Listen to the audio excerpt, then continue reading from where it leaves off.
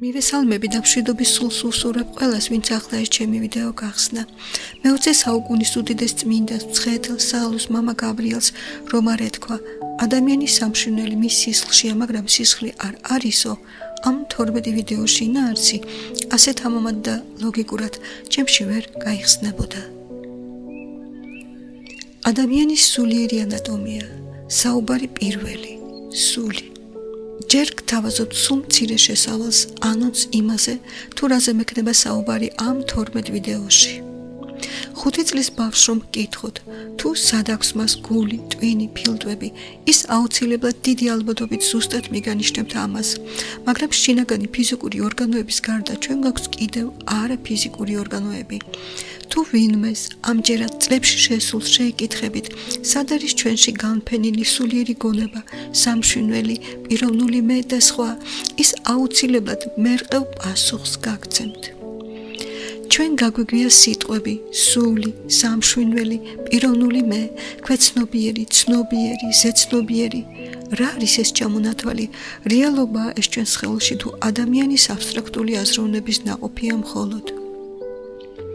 ზუსტად რომ ბიბლიაში შეინიშნება ის, რომ ჩვენთვის ეს აბსტრაქტული მცნებები სრული რეალობაა და ჩვენ ისევე ვატარებთ შინაგან უხილავ ორგანოებს ჩვენში, როგორც ვატარებთ ფიზიკურ ორგანოებს. აი ამ უხილავ სულიერ ორგანოებს და მათ ევოლუციას ეხება ჩვენი მომავალი საუბრები. ფიქრობ ძალიან მნიშვნელოვანია ის ახალგაზრდებისთვის და მომავალი მშობლებისთვის, რადგან როგორც ჩვენი ფიზიკური ჯანმრთელობა ჩვენი ინტერესია, ასევე უფრო აღმატებული უნდა იყოს ჩვენი ინტერესი ჩვენ სულიერ ჯანმრთელობაზე. ეს 12 საუბარი დაგარწმუნებს ჩვენში სულიერი ორგანოების არსებობის რეალობას და მათ ევოლუციის აუცილებლობას მომავალი თაობის აღზრდაში. ახლა კი დავიწყოთ. მოციქული პავლე თესალონიკელთა პირველ ეპისტოლეში წერს ქრისტიანებს: მთლიანად სული, შვინვა და სხეული დაცულ იქნეს უბიძოდ.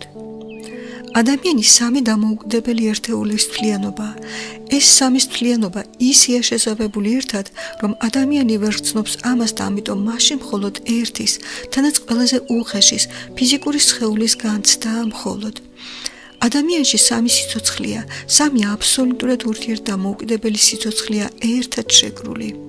ეს არის პირველი, სულიერი გონების სიცოცხლე ადამიანში. ეს არის მეორე, სამშვენელის გონების სიცოცხლე ადამიანში.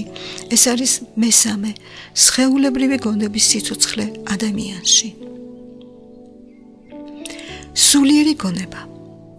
ადამიანში სულიერი გონება განფენილია თავის ქალის ზედა ნახევარსფეროში. ბევრი იფიქრებს, იქ ხომ ტვინია. დიახ, იქ ტვინია. ტვის მუდმივად უნდა იპყრობდეს და ფლობდეს ყველაზე მაღალი გონება, ანუ სულიერი გონება, ანუ ღვთაებრივი გონება. ამიტომ ტვინი იქ განთავსდა, სადაც სულიერი გონება განთავსდა ადამიანში. რა თქმა უნდა, ყველა ადამიანში სულიერი გონება განთავსებულია თავის ქალის ზედა ნახევარსფეროში, მაგრამ ეს სულაც არ ნიშნავს იმას, რომ ყველა ადამიანის ტვინზე სულიერი გონების ნაკადები გადმოდიან. ჩვენი ტვინი, რომ ურთულესი აგებულებისაა, ამას ყველა მისი მკვლევარი ადასტურებს.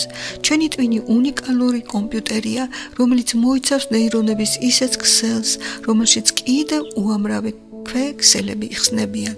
ამ ქსელების რაოდენობა ითვლის არა თუ მილიარდებს, არამედ ისეთ ციფრებს, რომელსაც ადამიანის გონება ვერ ითვლის.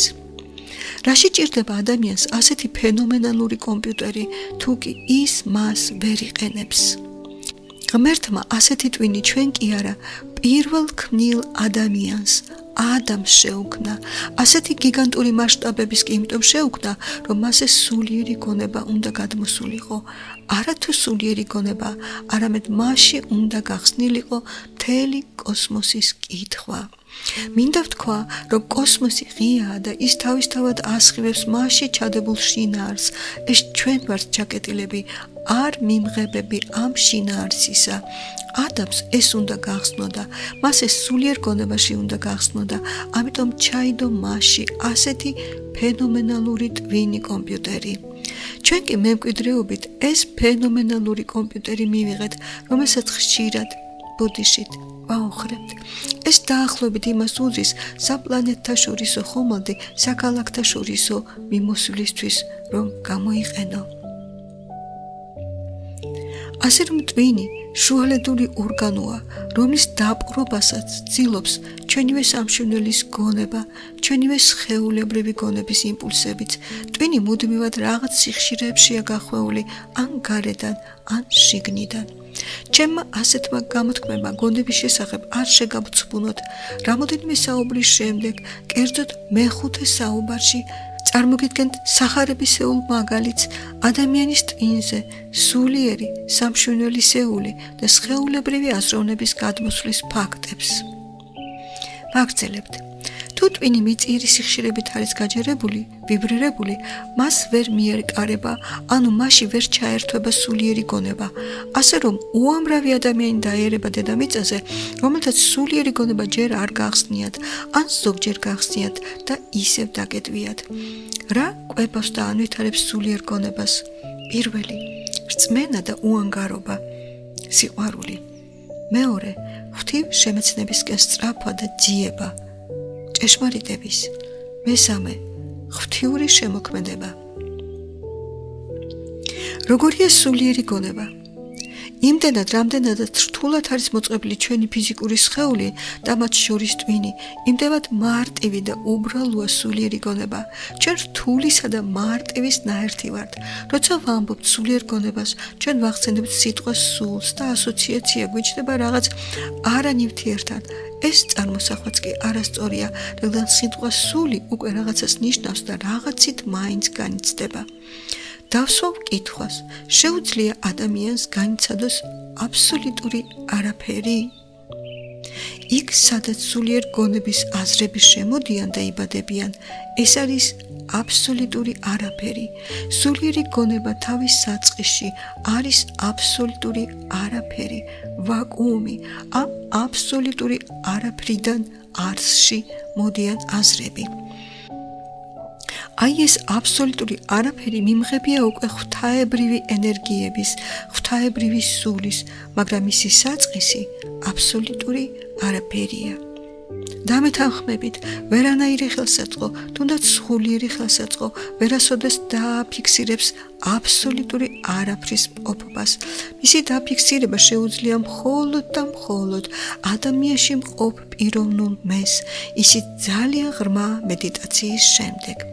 ვინმე გაიფიქრებს, რომ ეს ჩემი გონების გადაცდენაა. ასეთი განაცდენა ყოველი ზღაპრის პირველ წინადადებაში გენიალურად ფიქსირდება.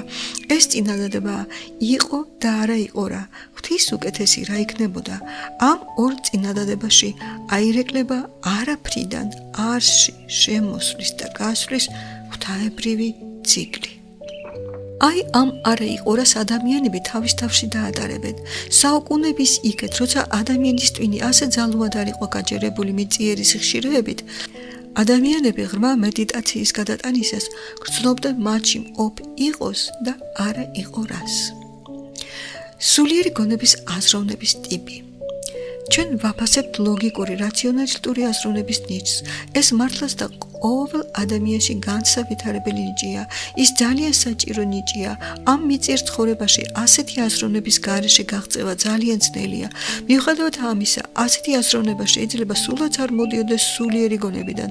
სულიერი გონებიდან წამოსული აზრები შეიძლება სულაც არ იყოს ლოგიკური და რაციონალისტური.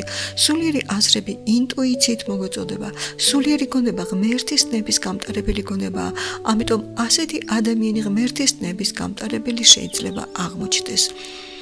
თუმცა აქვე უნდა აღვნიშნო, რომ ინტუიციური აზრი შეიძლება სხეულებრივმა გონებამაც მოგვაწოდოს. ამიტომ ფრთხილად, რადგან ინტუიციური აზრი შეიძლება მოგვაწოდოს სულიერი გონებიდან ან სხეულებრივი გონებიდან. ასე ვიტყოდი, ან ზეცნობიერიდან, ან ქვეცნობიერიდან. როგორ გავარჩიოთ? ყოველთვის გამართლდება სულიერი ინტუიციიდან ნაკარნახები აზრი. მინდა დავამატო ამას ის, რომ ჩვენს ბავში სრულიად გახსნილია სულიერი გონება. მინდა ვთქვა ასე, ჩვილის გონების სვეტი სრულიად სავსეა სულიერი გონების მდინარებით. ადამიანში ეს გონების სვეტი მოემართება თავიდან მუცლის ქვემოთ, სასქესო ორგანოების ჩათვლით. დიახ, თავიდან სასქესო ორგანოების ჯათვლით. ეს რომ ასე არ იყოს, ღვთისმშობლის მუცელი ვერ იტვირთავდა სულიერ ჩასახვას. ჯერ ბავშვი შემოდიან ღვთაებრივი ენერგიები და აზრებით. ჯერ ბავშვი ჯერ ღმერთს ძინავს სამშვენელის მარცვალს. უნდა ვთქვა, რომ ცოტა წინ გავრბივარ, რადგან სამშვენელი ვახსენე. ანბანი გამფენილია სამშვენელის გონებაში, როცა პატარას დედა ელაპარაკება, ის დედა რეზონანსის კანონით აღვიძებს შვილში ჩადებულ ანბანს. სამშვენელში მარტო ბგერითი ანბანი არ გვკვიდებს. სამშვენელი მოიცავს ისეთ გონებას, სადაც ანბან ბგერებს ვაჯგუფებთ და არსებით სახელებს ვარქმევთ. პატარა ბავშვი ჯერ ამ გონების ნაწილს ძინავს, მათ აქვთ აზრები სულიერ გონებაში, მაგრამ ჯერ ვერ გამოაქვთ აზრები სიტყვებად. ანგელოზები უთქმელად გადასცემენ აზრებს, თქმა აზრის განხორციელებაა. აი ეს განხორციელების მექანიზმი ჯერ არ არის გახსნილი ბავშვის სამშვენელში. წვეთ იღვიძესვრა სამშვენელის გონება და ამ დროს წვეთ იხურება სულიერი გონების მდინარება ზევიდან ქვევით. რაღაც აიწონა დაიწონას მაგვარი რამ ხდება. შეიძლება ისიც მოხდეს, რომ სულიერი გონება სრულიად ჩაიკეთოს თავის კუთვნილ სივრცეში, თავის ქალის ზედა ნახევარსფეროში. ერთი მხოლოდ ღვთისმშობელი იყო, ვისშიც გონების ეს სვეტი სულიერი გონებით მუდმივად ირწყვებოდა. ჩვენში კი ეს გონების სვეტი ქვეცნობიერის მიწიერი მდინარებით ქვემოდან ზევით ნელ-ნელა იცვლება. გარდატეხის წლებს, რატომ ვეძახით გარდატეხის წლებს? რა გადაწყდება ადამიანში შიგნით? გონების სვეტში გონების მდინარება მიმართულებას იცვლის. თუ გონების სვეტზე ბავშვობაში დომინირებდა ზეცნობიერი ზემოდან ქვემოთ, გარდატეხის ასაკში იწყება გონების სვეტში ქვეცნობიერი გონების მდინარება ქვემოდან ზევით. ამიტომ გამოუგნებლად დიდი მნიშვნელობა აქვს ისეს აღსდას, როდესაც მიუხედავად ამ გარდაუვალი პროცესისა ამ ასაკში სულიერი აღსდის გზით შენარჩუნდეს სულიერი გონების გაღებულობა. თუ სულიერი გონება ჩაიკეტა, მისი გაღება გალაღებით შეუძლებელია. ეს გონება ტკივილით იღება. ქრისტეს 9 ნეტარებაში არც ერთი ნეტარება არ არის სიცილ კისკისისა. ამით დავასრულოთ სულიერ გონებაზე საუბარი. მომდევნო საუბარი შეეხება ჩვენ სამშვენელს, გემშვიდობებით მომავალ შეხვედრამდე. ვისაც დაწვრილებით აინტერესებს ადამიანის სულიერი ანატომია, რომელიც ძალიან მოკლედ არის მოცემული ამ 12 ვიდეოში, შეგძლიათ გაეცნოთ წიგნს ადამიანი როგორც სამყაროს შვილი. წიგნს საჩუქრად მოყვება ჩემი მოგონებები მამა გაბრიელ სალოსზე. დაკვირეგეთ ნომერზე 577 30 91. მადლობთ.